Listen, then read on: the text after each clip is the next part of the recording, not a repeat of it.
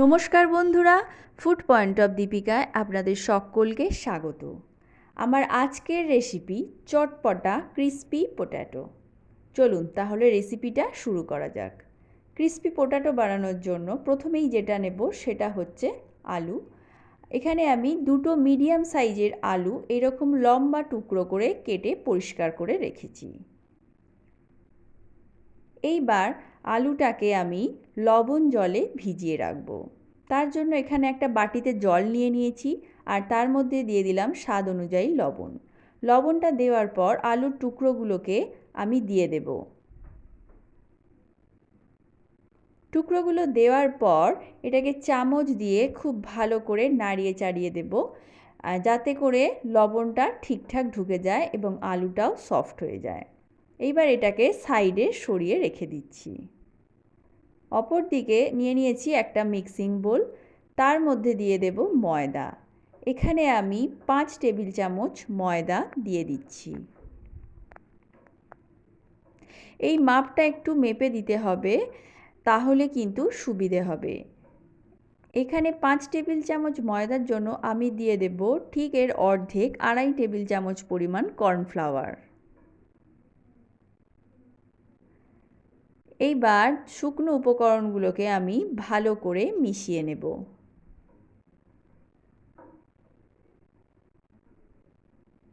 এবার এর মধ্যে অ্যাড করে দিচ্ছি 1/2 টেবিল চামচ পরিমাণ গোলমরিচের গুঁড়ো, 1 টেবিল চামচ পরিমাণ ম্যাগি মশলা, আর দিয়ে দেব কালারের জন্য 4 ভাগের 1 ভাগ কাশ্মীরি রেড চিলি পাউডার। এখানে ম্যাগি মশলাটা কিন্তু অবশ্যই করে দেওয়ার চেষ্টা করবেন, এতে করে এর টেস্টটা কিন্তু অনেক বেশি ভালো আসে। সব মশলাগুলোকে আমি ভালো করে মিশিয়ে নিলাম। এইবার অল্প অল্প করে জল দিয়ে একটা ঘন ব্যাটার আমি তৈরি করে নেব। জলটা কিন্তু অল্প অল্প করেই দিতে হবে, তবেই কিন্তু ঠিকঠাক ব্যাটারটা রেডি হবে। ব্যাটারটা আমার রেডি হয়ে গেছে। এইবার এর মধ্যে দিয়ে দেব স্বাদ অনুযায়ী লবণ।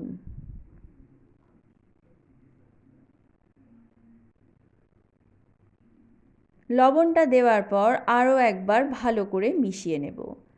আপনাদের একবার দেখাই ব্যাটারের ঘনত্বটা। দেখুন, এই রকম মোটা করে একটা ব্যাটার প্রস্তুত করে নিতে হবে। কি করে বুঝবেন ব্যাটারটা ঠিকঠাক হয়েছে? তার জন্য চামচের পিছন দিকে একবার এইভাবে আঙুল দিয়ে টানলে দেখতে পাবেন ব্যাটারটা কিন্তু গড়িয়ে এসে মিশছে না। এই রকমভাবে ব্যাটারটা রেডি করে নিতে হবে। এইবার এটাকে সাইডে রেখে আমি আলুগুলোকে জল থেকে ছেঁকে তুলে নেব।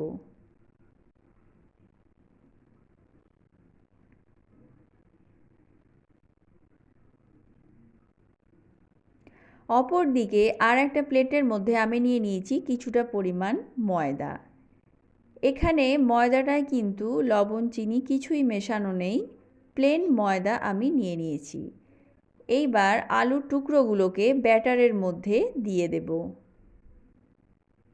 এইভাবে আলুর টুকরোগুলোকে ব্যাটারের মধ্যে দিয়ে আমি ময়দাতে কোটিং করে নেব। এবার একটা একটা করে আলু তুলে আমি ময়দার মধ্যে দিয়ে দিচ্ছি।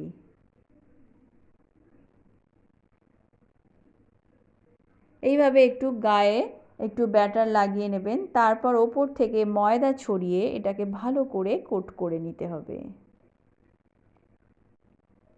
এইভাবে হালকা হাতে কোট করতে করতে দেখতে খুব সুন্দর একটা ডিজাইন তৈরি হয়ে যাবে।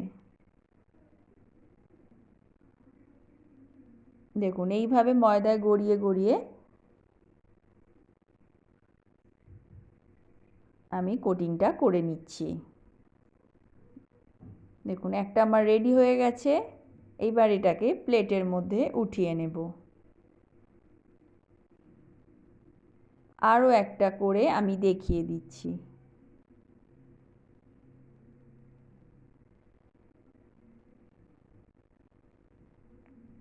দেওয়ার পর ওপর থেকে একটু ব্যাটার আলুর মধ্যে দিয়ে দিতে হবে। এইবার ওপর থেকে ময়দা ছড়িয়ে ছড়িয়ে আলুর গায়ে কোট করে নেব।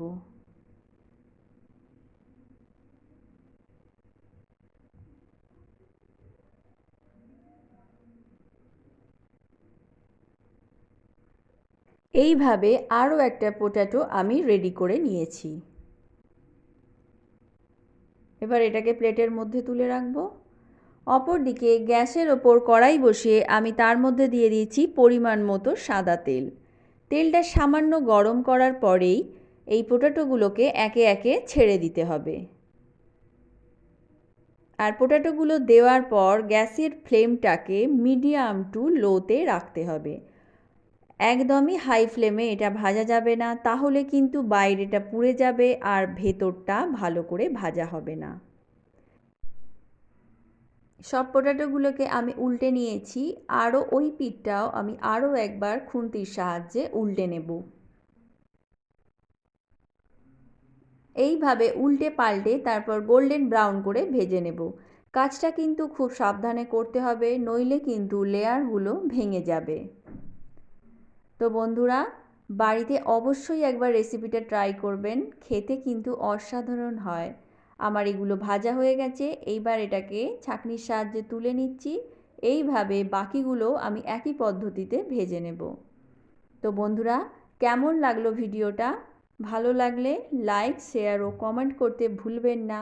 আর আমার চ্যানেলে নতুন হয়ে থাকলে চ্যানেলটা সাবস্ক্রাইব করার অনুরোধ রইল।